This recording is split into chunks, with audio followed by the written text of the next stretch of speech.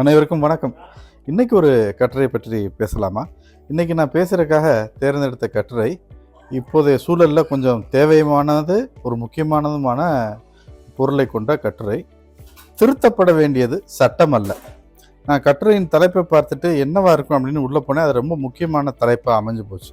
ஏன்னா, குழந்தையும் தெய்வமும் கொண்டாடும் இடத்திலே அப்படின்னு ஒரு திரைப்படம் உண்டு அப்படின்னு கட்டுரையாளர் நீதியரசர் கே. சந்துரு தொடங்குறாங்க.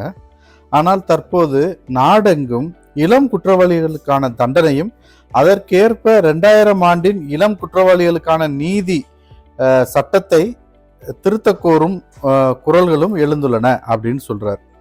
அதாவது குழந்தைகள் கவனிப்பு மற்றும் பாதுகாப்பு இந்த வகைமையில் இந்த சட்டத்தை திருத்தணும் அப்படின்னு சொல்றாங்க. என்ன காரணம் அப்படின்னா, தில்லி நியூ டெல்லியில் அந்த மாணவிக்கு வல்லுறவுக்கு உட்படுத்தப்பட்டு கொலையுண்ட செய்தி தேசத்தின் மனசாட்சியை உலுக்கியது.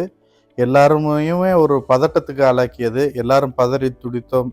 என்ன செய்யறன்னு தெரியல, தண்டனைகள் கடுமையாக்கப்படணும் அப்படின்னு சொன்னோம். ஆதங்கத்தை பகிர்ந்து கொண்டோம். சமூக வலைத்தளங்களில் தங்களுடைய கோபத்தையும் வெறுப்பையும் சொல்லிகிட்டே வந்தோம்.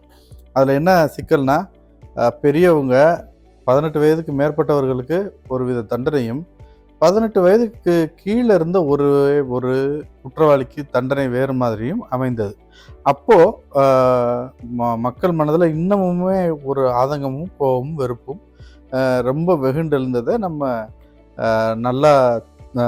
நன்கு அறிவோம். ஏன்னா சமூக வலைத்தளங்களாகட்டும், பொதுமக்களின் பார்வையாகட்டும், ஒரு டீ கடையில் பேசுகிற பேச்சாகட்டும், எல்லா இடத்துலையுமே அந்த இது இப்படி ஆயிடுச்சு அப்படின்ற ஒரு வெறுப்புணர்வு இருந்தது சட்டத்தின் மேலே.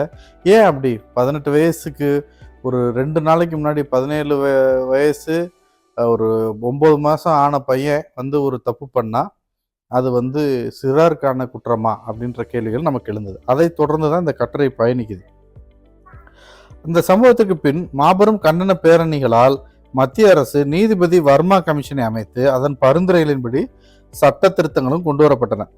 குற்றத்தில் இளம் சிறார் ஒருவனும் ஈடுபட்டிருந்தான். தீர்ப்பு வருவதற்கு முன்னே மும்பையில் ஒரு பெண் நிருபர் வல்லுறவுக்கு உட்படுத்திய கும்பலிலும் ஒரு இளம் குற்றவாளி இருந்துள்ளார். எனவே வயது வேறுபாடின்றி இளம் சிறார்களுக்கு அதிகபட்ச தண்டனை வழங்க கோரும் கோரிக்கைகள் வலுப்பெற்றன. அந்த டில்லி வழக்குல ஒருவன் சிறார்களுக்கான நீதி வழங்கும் குழுமத்தின் முன் விசாரிக்கப்பட்டு 3 ஆண்டு சீர்திருத்த இல்லத்தில் வைத்து பராமரிக்கும்படி உத்தரவிடப்பட்டுள்ளது. இதனால் கோபமடைந்த பலரும் சட்ட பின்னணி தெரியாமல் அதை மாற்ற கோரி முழக்கமிட்டு வருகின்றனர். அப்போ இளம் சிறார்களுக்கான சட்டம் 2000 கொண்டு வரும் முன்னே அதே போன்ற ஒரு சட்டம் 1986 ஆண்டு முதல் இருந்தது. அந்த சட்டத்துல இளம் சிறார்களின் அந்த வயது வரம்பு ஜுவைனல் டெலிங்மெண்ட் வயது வரம்பு என்ன சொல்லியிருக்காங்கன்னா, 16 வயதிற்கு மேற்படாதவர்கள் சிறுவர்கள் அப்படின்னு சொல்லியிருந்தாங்க. பின்னால் ஏற்பட்ட சில சர்வதேச மாநாட்டு தீர்மானங்களின் அடிப்படையில் சட்டம் புதிதாக 2000 இயற்றப்பட்டது. அந்த சட்டத்தின்படி உருவானதான் இந்த புதிய சட்டத்துல இளம் சிறார் குற்றவாளிகள் என்ற வரையறையை மாற்றி சட்ட முரண்பட்ட இளம் சிறார்கள் ஜுவினைல் இன் கான்ஃபிளிக்ட் வித் லா அப்படின்னு மாற்றி 18 வயதுக்கு மேற்படாதவர்களே இளம் சிறார்கள் என்ற வரையறையை கொண்டு வந்தாங்க. அப்ப சட்ட முரண்பட்ட இளம் சிறார்களுக்கு தண்டனை வழங்கி மற்ற கைதிகளுடன் சிறையில் அடைக்க சட்டம் இடம் தராது. இளம் குற்றவாளிகளுக்கு பயிற்சி அளித்து பெருஞ்சமூகத்துடன் இணைக்கும் சீர்திருத்த முயற்சியே தற்போதுள்ள சட்டத்தின் அடிப்படை. இப்ப நீதிபதி வர்மா கமிஷனும் இதற்குரிய பரிந்துரை எதையும் செய்யவில்லை. 1989 ஆண்டு நடந்த ஐக்கிய நாடுகள் குழந்தைகள் உரிமைக்கான மாநாட்டு தீர்மானங்களை 1992 நம்ம நாடு ஏற்றுக்கொண்டது.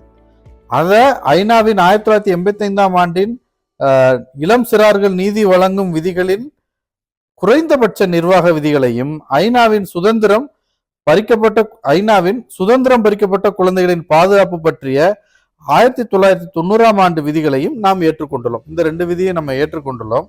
எனவே இளம் சிறார்கள் என்போர் 18 வயதிற்கு உட்பட்டவர்கள்.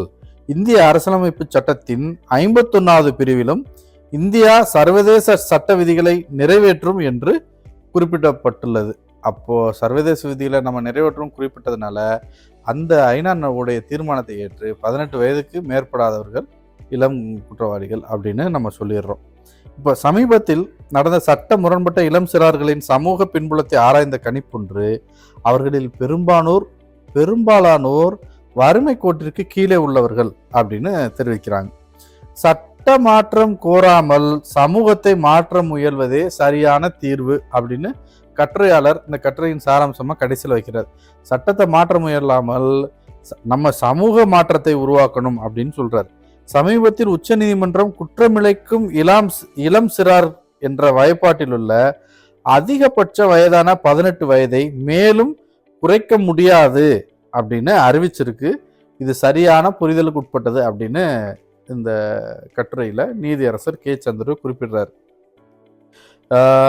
இது சட்டத்துக்கு உட்பட்டு ஒரு நீதிபதி இப்படி சொல்றாரு.